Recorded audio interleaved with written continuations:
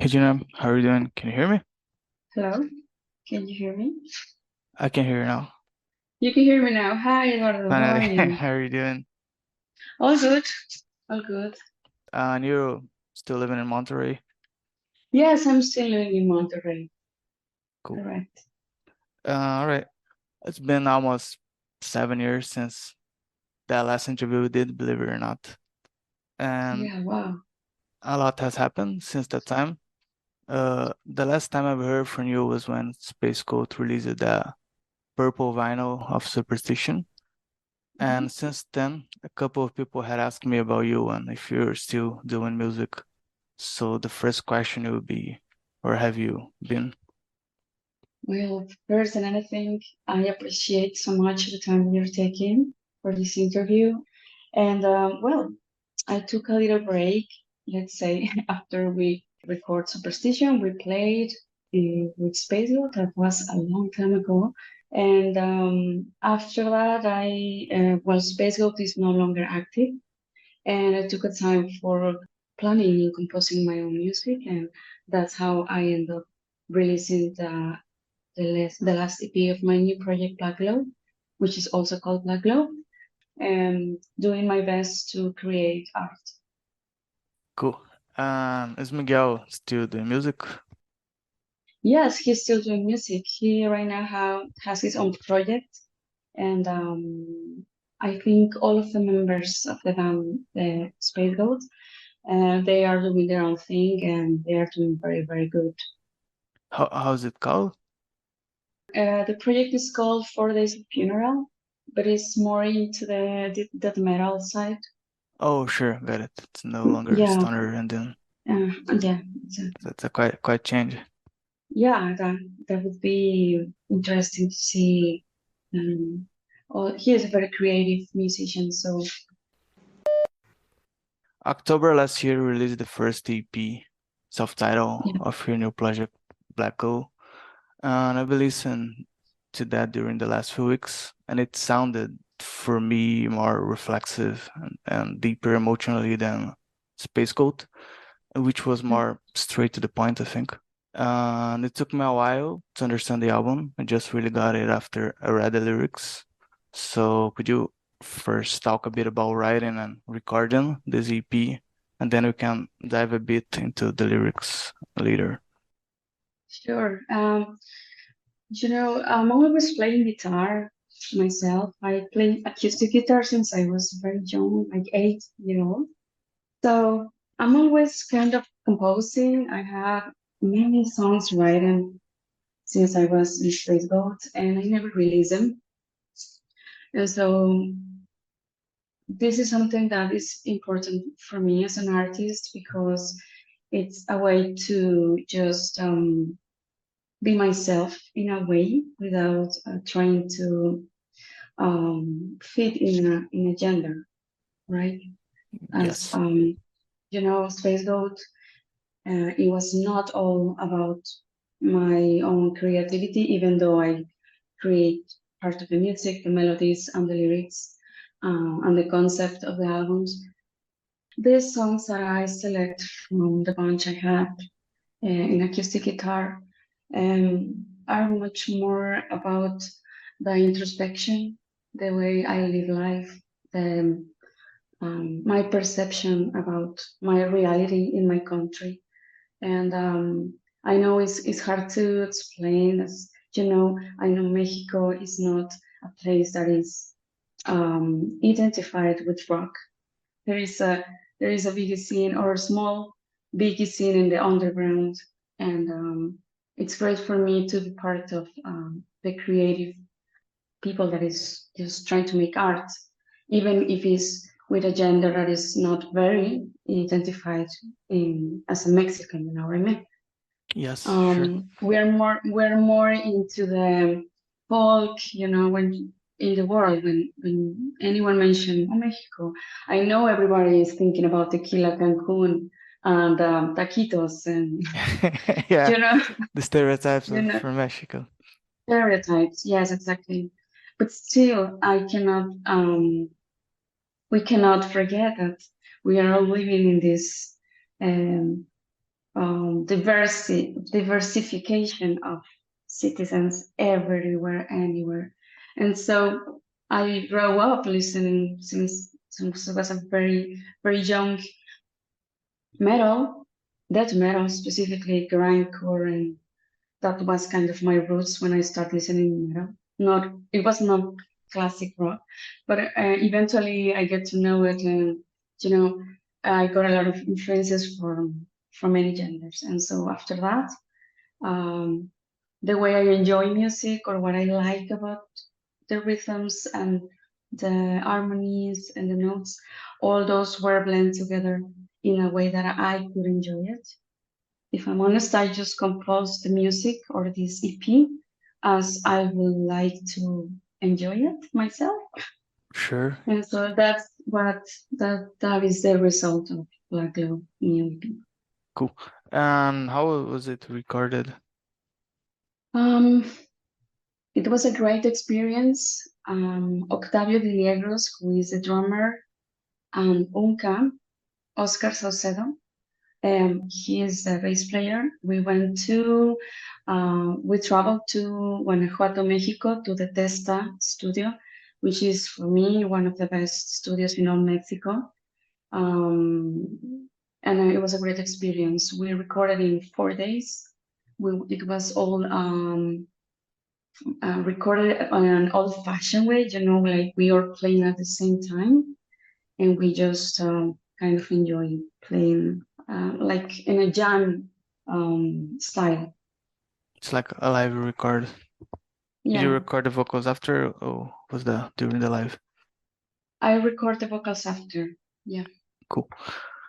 Let's get a bit into the lyrics. I think the one that which got me the most was the song Epsilon, with very Okay. strong and reflexive sentences such as I'm a good payer and I'm a great prayer, and is life much more, or is life now? It gives me the feeling of constant suffering and reflecting if existence shouldn't be more than that. Because when we Mhm. analyze life from a broader perspective, it can be sometimes quite desperate. Can you tell me a bit about what the songs means to you? Um, as um, as a citizen from Monterrey, which is an industrial city of all Mexico, life in Monterrey is quite polarized in reality. There are a few sectors of the population here that are very privileged, but most of people is not. And I know in the rest of the world is kind of similar because of how we live in society. And it's a kind of a way for me to show the ethereal part of every person that is hardworking, like there is still an ethereal part of all of us. Even when we don't have time to see it, we can feel it. And at the same time, it's kind of a tribute to Monterrey people that is not shining there for glamour. It's not shining out there, in society as people expect it to be in a successful regional way, but it's a tribute to all of them because they are also very important. They are also ethereal to me. What the epsilon means in the song beside the Greek letter? There's a meaning behind the name Oh, Epsilon. yeah. Well, I think I got very inspired since I was very young in Aldous Huxley. I read most of his novels, and I admire him so much.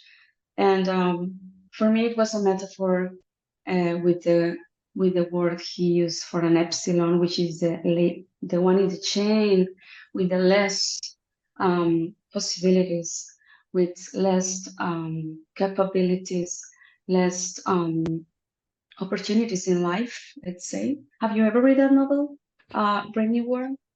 I know that, but I never read it. Okay. It's in Well, my read list. mhm. There is a specific way he used to standardize humans as alpha, beta, Yes. Delta, Epsilon. Epsilon is the latest one in the chain. So for me, it was a way of a metaphor using that language from Aldous Huxley. I always actually thought in the back of my head that an epsilon is probably what I see sometimes, what we see in society, because I don't think it's only one thing that we live in Monterrey. I think it's something that we see in all the world, depending on the kind of country you are. There are so many questionings about that or around that I feel important for me to put in my music. Next song, the one called Next to You. It has the line, Mhm. I could feel the same black glow in my eyes. Could you tell me what this song talks about and what is this black glow that gives name to the band? Well, it's a very subjective way to use that phrase. In that case, I really like the feeling of being able to find that shine inside you. And for me, it's very dark. That's how I explain it. Yeah, that's the only way I think I could explain it. Yeah, it's just finding that shine inside you, which is you in my perspective. That could be very, very dark, but doesn't mean it's evil. It's just a way to metaphorically explain it. The last one, Obscure Jail. That's the one that remind me the most of Spacegoat. It Mhm. seems to talk about wasting your existence by not being yourself. Could you talk Yeah, about this one a bit? yeah, that's correct.